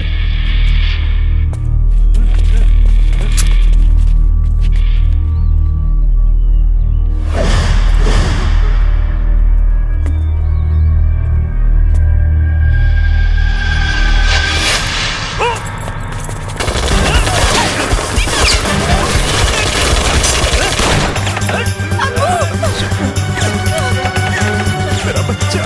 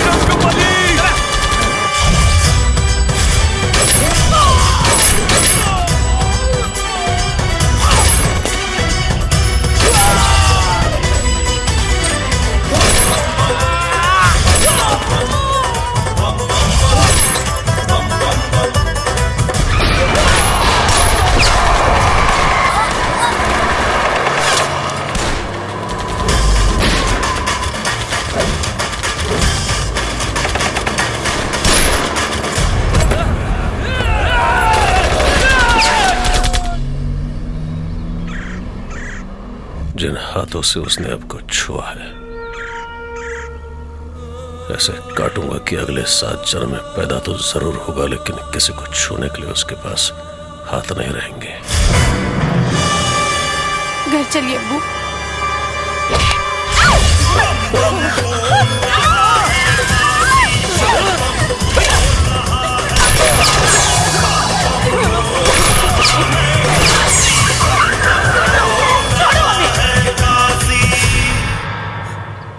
ऊपर वाला भी उसी का साथ देता है जो रमजान में राम और दिवाली में अली को देखता है।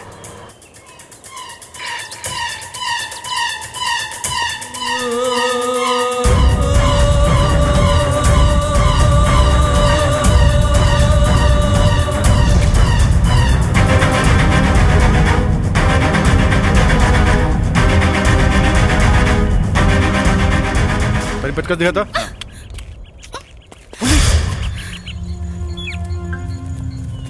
पुलिस बा पुलिस। इनकी माँ का हमनी की पुलिस से कुछ लेवे देवे के नहीं के। हमनी के टारगेट के और बात। चलो यहाँ से चला। चलो तू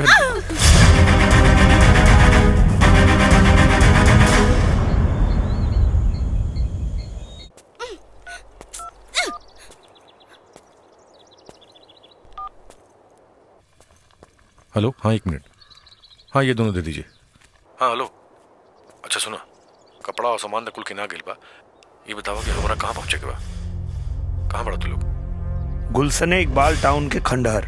गुलशन इकबाल टाउन? गुलशन इकबाल टाउन कहाँ है? यहाँ से 5 किलोमीटर। 5 किलोमीटर। अच्छा सुनो ना, एजा को दुकानदार बाबू बताओ था कि जैसे 5 किलोमीटर दूर बा, तो हम फटाफट होता नहीं। सुनो तू अपन ख्याल रखिए, अब पुलिस से सावधान हुई। ठीक बना पहुंचा था। हाँ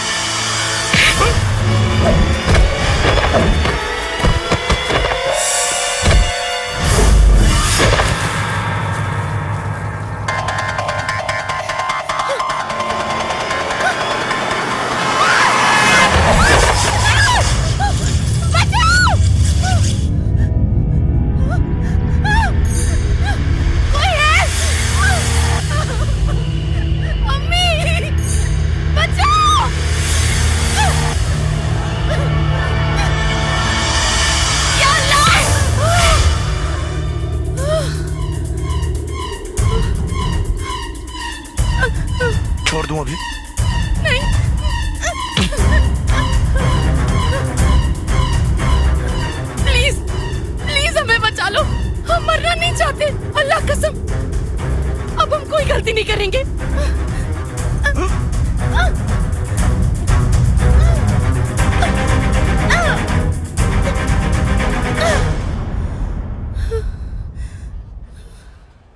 अब समझ में आया जिंदगी और मौत के बीच में क्या फर्क है।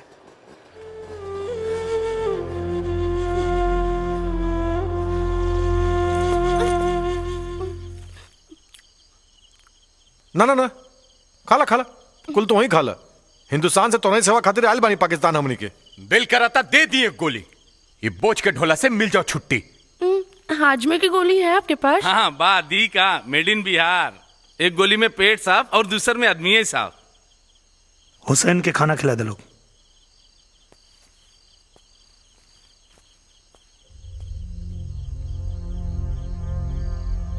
कबीर,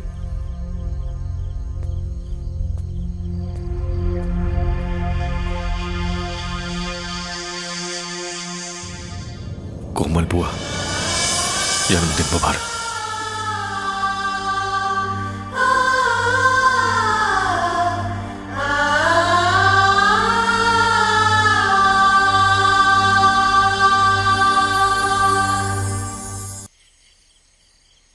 ये कोमल कौन है? गाना गाकर रोने का क्या मतलब है? मतलब ही तो जीवन का मकसद बन गया। बचपन से जवान होते जिसे देखा, अनाथ होकर भी माँ बाप का प्यार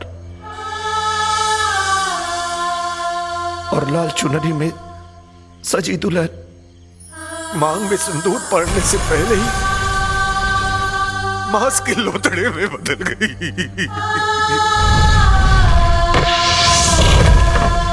उसी का नाम था कोमल। लेकिन ये सब किसने किया? आपके अब्बू हैदर अली ने और आपके मंगेतर दाऊद हसन ने। नहीं नहीं, ये झूठ है। एक मिनट, आपके कहने से झूठ नहीं हो जाएगा। कागज में लिखे हुए सबूत दस्तावेजों की तरह होते हैं जो सच कहते हैं, झूठ बयान नहीं करते।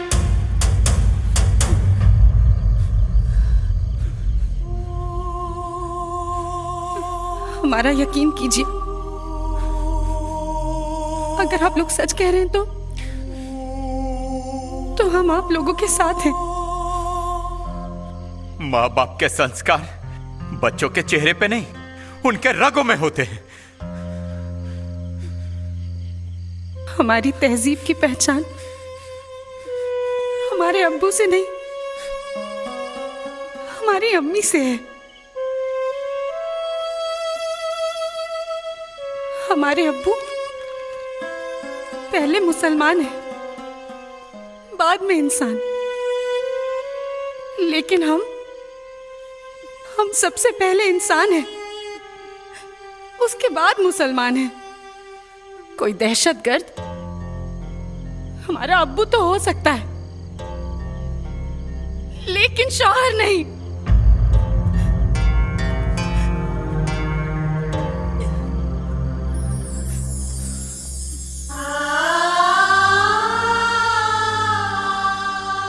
हमारे यहां औरत को देवी का दर्जा दिया जाता है।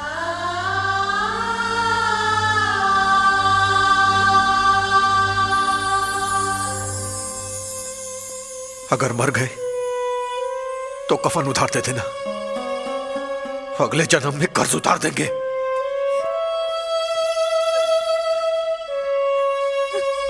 हमारा फैसला बदल गया तो अब उस दिन बदलना जिस दिन हैदर अली और दाऊद हसन से मजबूत हाथों में मिल जाए।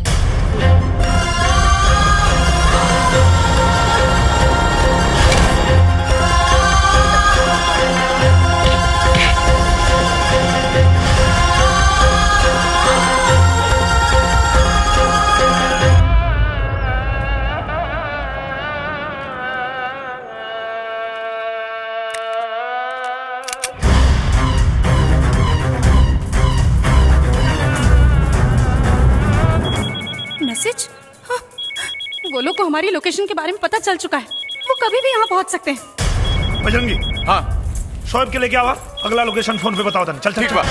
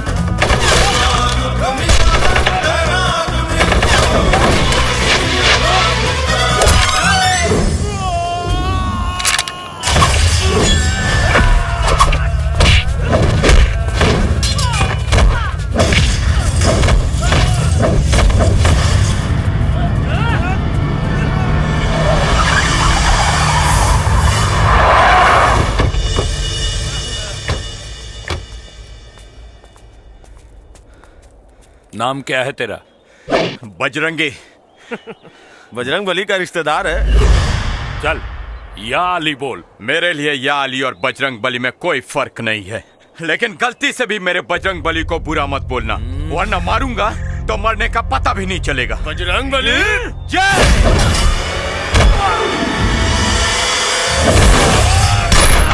या अली, जय बजरंग बली।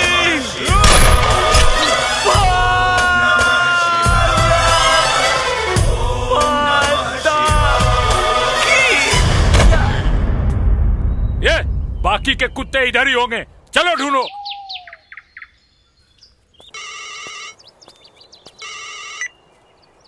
हाँ शोएब। हाँ हम बस पहुंचे। हेलो शोएब। हेलो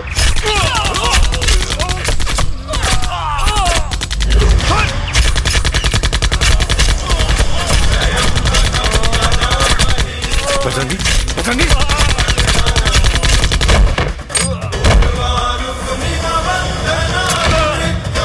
बजरंगी, बजरंगी।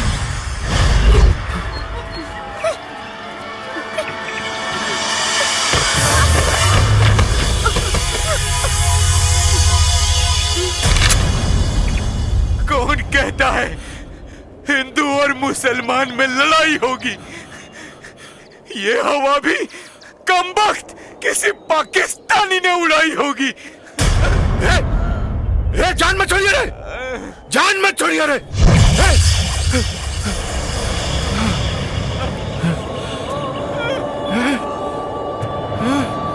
हे बजरंगी, हे बजरंगी,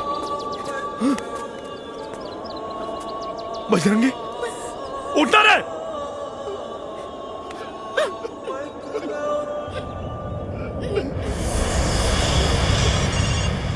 कल पाकिस्तानी अखबार पढ़ लेना, पढ़ने के बाद आंख और दिल दोनों अपनी जगह बदल देंगे।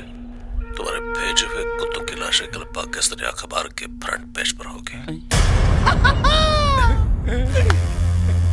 साले साहब चल के गांव वालों के बता दे ये क्रांतिकारी के क्रांति खत्म। Follow me. सर आइए सर। हाँ हाँ सर। हाँ कहा मुखिया और सरपंच और गांव वाला सारा लोग सुन ला, कल अखबार का फ्रंट पेज पढ़ लिया सब। हिंदुस्तान से आए हुए आतंकवादी पाकिस्तान की जमीन पर ढेर। नाम कबीर दीनानाथ शास्त्री, शोएब खान, हुसैन खान, बजरंगी पंडित। यस। अब फटाफट सीढ़ी वापस कर दे लोग, कहाँ से मसीहा टाटा फेस लोड़ा की गए। हे मंत्री, ई हिंदुस्तान के माटी है, माटी कम बारूद ज्यादा होला। ये जब फटी ना तब पाकिस्तान के नामो निशान मिटा दे। ज्यादा बोलेगा साले। साले मसिया मरेला ना, मार के आवाला, बुझले रे मंत्री। बंद साला लोग के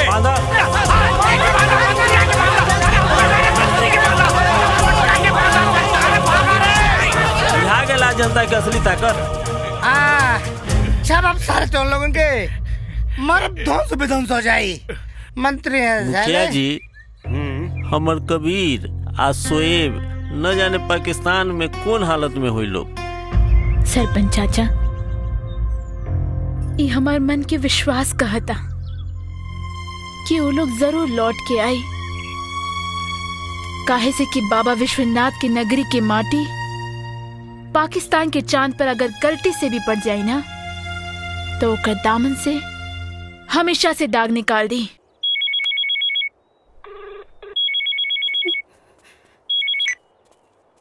हेलो, उस कुत्ते को फोन दो। अपनी सांस पकड़ के रखना। खबर सुनने के बाद जान जिगर से बाहर ना आ जाए। सर पे कफन बांध के चलने वाले जान की नहीं, सम्मान की फिक्र करते हैं। कबीर चाचा, तू चिंता मत करिए, हमार चियल इतना जरूरी नहीं है जितना आकर मरल जरूरी। बदन के किले के पास पहुंच जाना, पता चलेगा कि असली मर्द की पहचान क्या होती है। आ रहा हूं।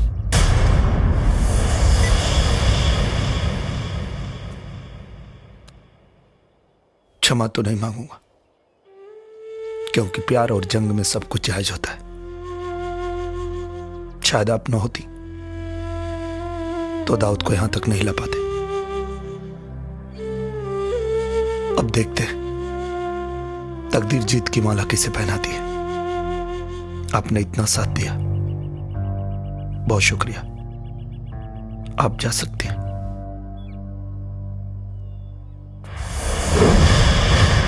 कबीर, बदनसीबी का दाग लेकर जो हाथ अब्बू और दाऊद हसन से भी ज्यादा मजबूत लगा, उसका सहारा भी नहीं मिल पाया। सहारा बनकर भी क्या कर लेंगे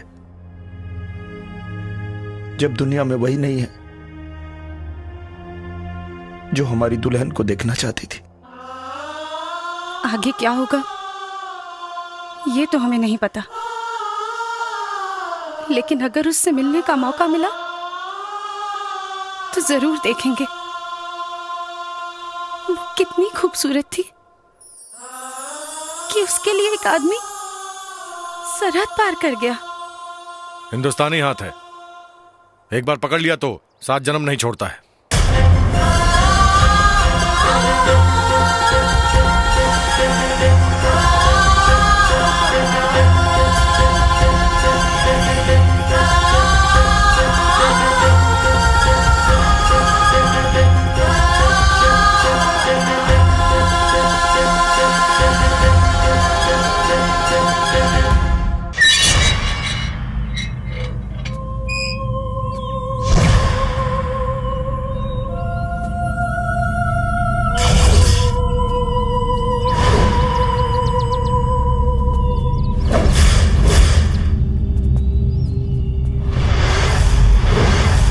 औरत को मोहरा बनाकर मर्द होने का फक्र करता है।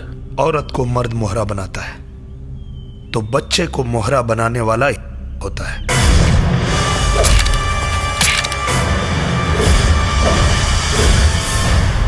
ठहरिए हसन साहब, मौत के सौदागर कभी किसी मुल्क की सियासत के बादशाह नहीं बन सकते। शहनाज, अल्लाह के वास्ते कुछ मत कहिए अब्बू। आपकी असलियत जानने के बाद हमारा भ्रम टूट चुका है कि हमारे अब्बू एक नेक इंसान है। आप तो एक दहशतगर्द हैं। ये जबान तेरी नहीं, इस काफिर की है। शहनाज, इसके बदन का खून आपके पैर का महावर बनेगा। फिर लगा दीजिए आप अपनी पूरी ताकत इन्हें मारने में, और हम अपनी पूरी ताकत लगाएंगे इनकी जान बचाने में। मुराद लड़के,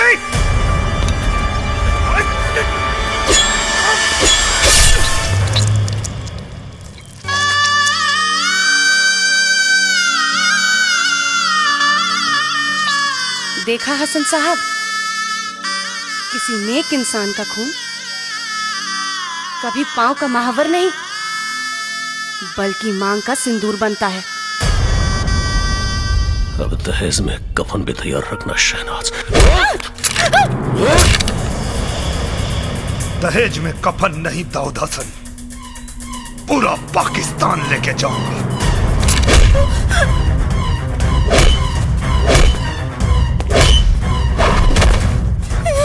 साले बहुत दौड़ा है तूने मुझे।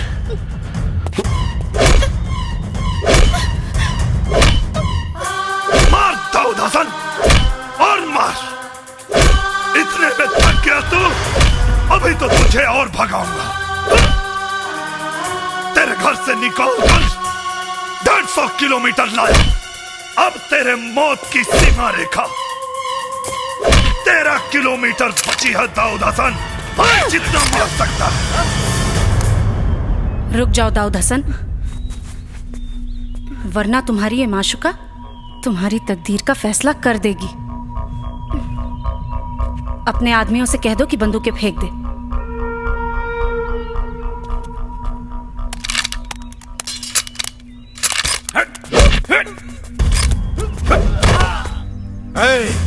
दाऊद हसन, इसने तेरी माशुका को उठा के दुल्हन बना लिया। सोच तुझे क्या बनाएगा।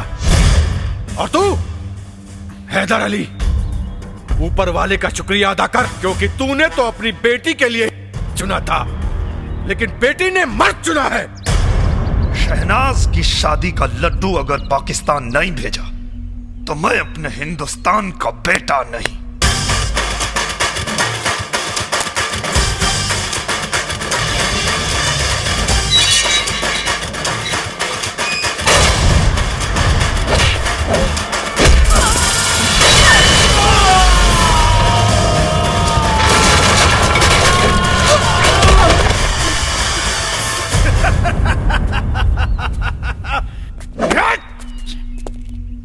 एक अदना सा वो काफिर हिंदुस्तानी हमें ये बता गया कि जिसे हमने शेर समझा था मर्द, वो यकीनन गीदड़ है। गीदड़, हट! गीदड़।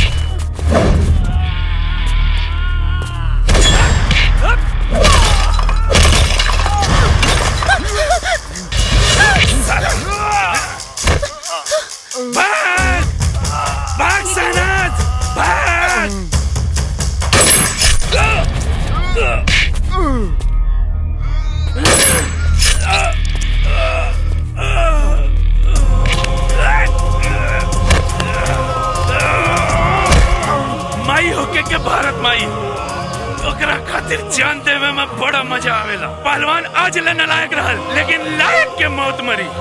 वो अकेले ना, दुगो के लेके।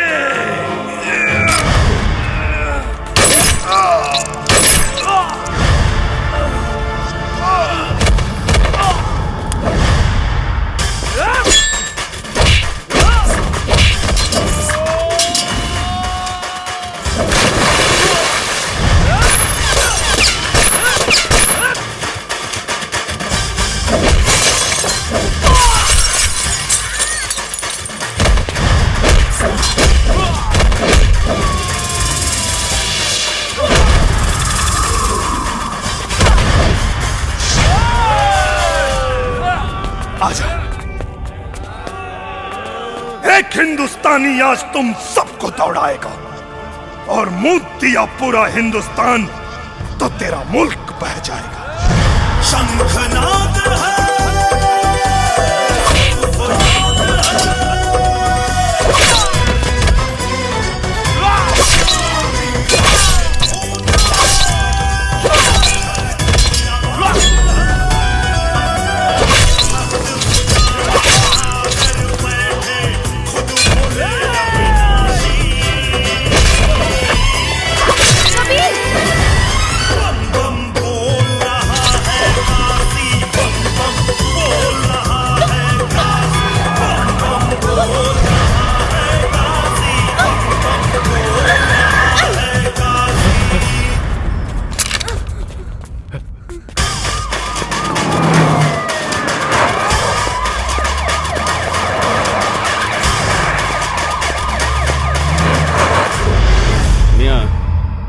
हिंदुस्तान को मेरा एक पैगाम दे देना, जिस मुसलमान का ईमान मुसलसल हो वो गद्दार नहीं होता, वफादार होता, चाहे वो हिंदुस्तान हो या पाकिस्तान।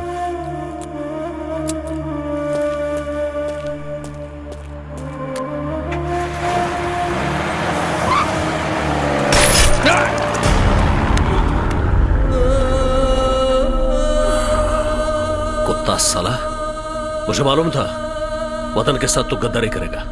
तुम्हारे भी ताबूत में कील ठोक दी है हमने।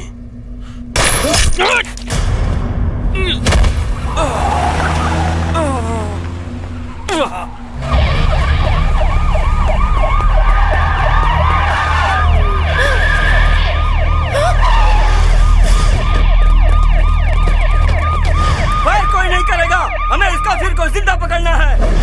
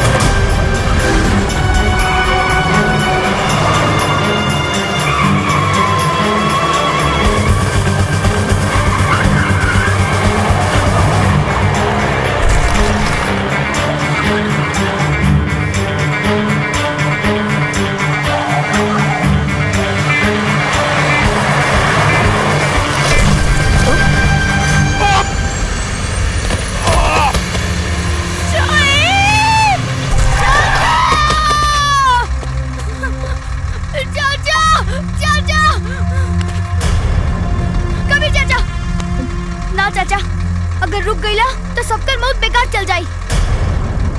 शोएब चाचा, बजरंगी चाचा की क्रिया याद करा, अम्मी अबू के, कोमल बुआ के, हमनी के जेल से ज्यादा अगर मरल जरूरी बा। मारो चाचा, मारो।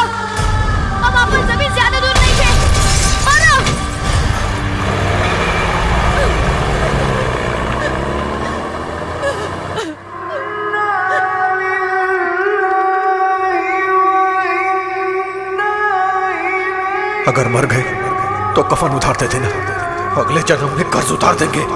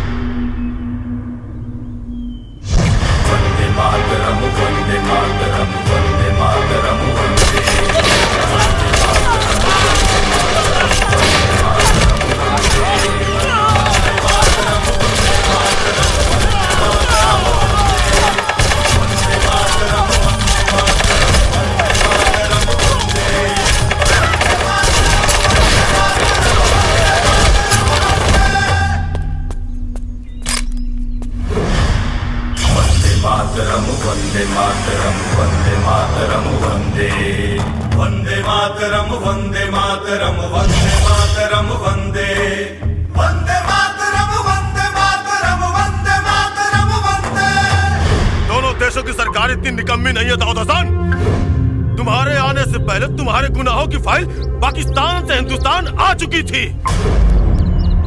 इस मिट्टी की मजबूती को देख दाऊद हसन, तुझे तेरे घर से निकाल कर इस मिट्टी में लाके पटक दिया।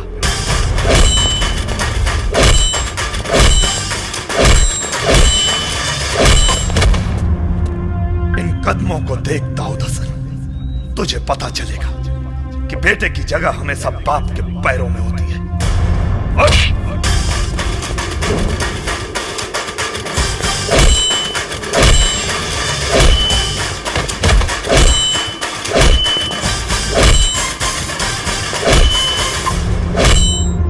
तुझे तो ऐसी मौत मारूंगा कि तेरे आका जन्नत का ख्वाब देखने का हौसला नहीं करेंगे। चुप क्यों वार करते हो साले? जब बर्दाश्त कहे कि अब बर्दाश्त नहीं होता तो कोई हिंदुस्तानी कभी किसी से परास्त नहीं होता।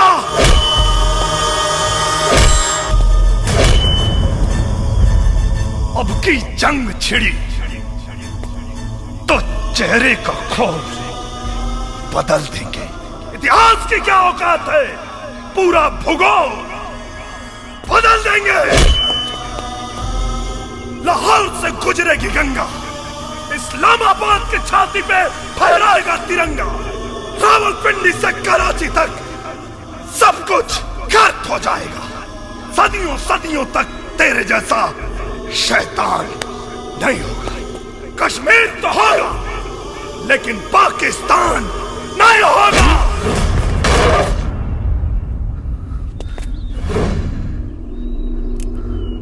हो गया तो सुन, अपने दिमाग को जरा सा जोर डालो। जब तक जिंदा हूं तेरे हिंदुस्तानी सिस्टम की गोदी में बैठकर बिरयानी खाता रहूंगा। दाऊद हसन, हम फिर से ना वो गलती दोहराएंगे और ना ही किसी आतंकवादी को बिरयानी खिलाएंगे।